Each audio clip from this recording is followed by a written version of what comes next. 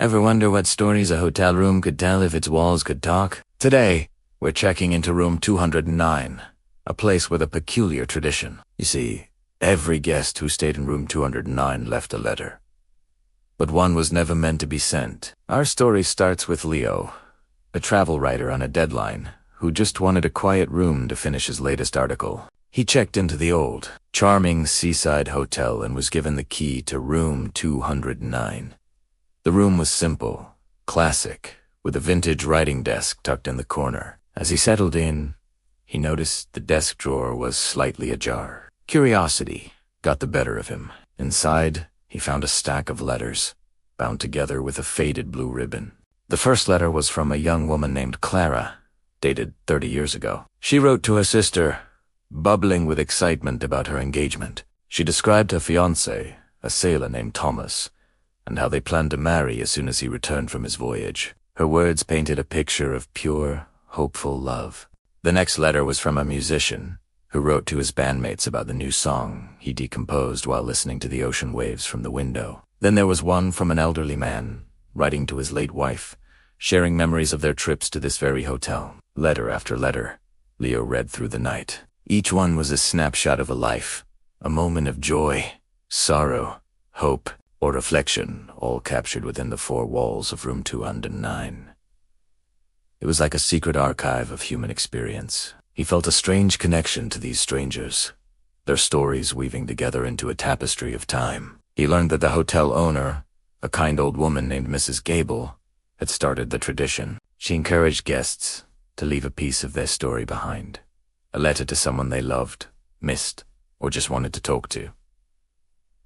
She would then post the letters for them. As dawn approached, Leo reached the bottom of the pile. There was one last envelope, thicker than the rest, and unsealed. The paper felt different, more brittle with age. The handwriting was elegant, but tinged with a sense of urgency. It was a letter from a woman named Eleanor, addressed to Thomas, the same sailor from Clara's letter decades ago. But this letter told a different story. Eleanor confessed her love for Thomas, a love they had kept secret. She wrote about their hidden moments together before he left for sea, their promises to be together when he returned. She revealed she was pregnant with his child and was leaving town to avoid bringing shame to her family and to Clara, her own cousin. She begged him to find her, to build a life with her and their child. Her words were filled with a desperate, heartbreaking love. Leo's heart ached for Eleanor. He searched for a postmark, a date, anything to indicate if the letter had been sent. But there was nothing. It was clean. He realized this was the letter that was never meant to be sent. But why? Why would Eleanor write such a desperate plea and then leave it behind? Driven by this mystery, Leo decided to seek out Mrs. Gable. He found her in the hotel's garden, tending to her roses. He told her about the letters, about Eleanor's unsent confession. Mrs. Gable's eyes softened with a distant memory. She sighed and began to tell him the rest of the story. Eleanor was a chambermaid here, she said. A sweet, quiet girl. She fell in love with Thomas, and he with her, but he was already engaged to her cousin, Clara. It was a complicated, impossible situation. The night before he was set to sail, Eleanor wrote that letter, pouring her entire heart onto the page. But she never gave it to me to post, Mrs. Gable continued. The next morning, she was gone. She left the letter in the drawer, perhaps as a final, silent goodbye. A few weeks later, we received terrible news. Thomas's ship was lost in a storm at sea. There were no survivors. Leo was stunned. The tragic love triangle had ended in a way no one could have foreseen. Clara, unaware of the secret, mourned her lost fiancé. Eleanor, wherever she was left to raise a child alone. Her letter of hope, now a relic of a future that would never be. Mrs. Gable explained that she kept the letter in the drawer, along with all the others that came after. She felt it belonged to the room, a permanent part of its history. Room 209 became a place for stories, she said, and Eleanor's was the first, the one that started it all. It's a reminder that some words are for us to write, even if they are never read by the one they're meant for. The act of writing them is what sets us free. Leo returned to his room, the writer in him completely captivated.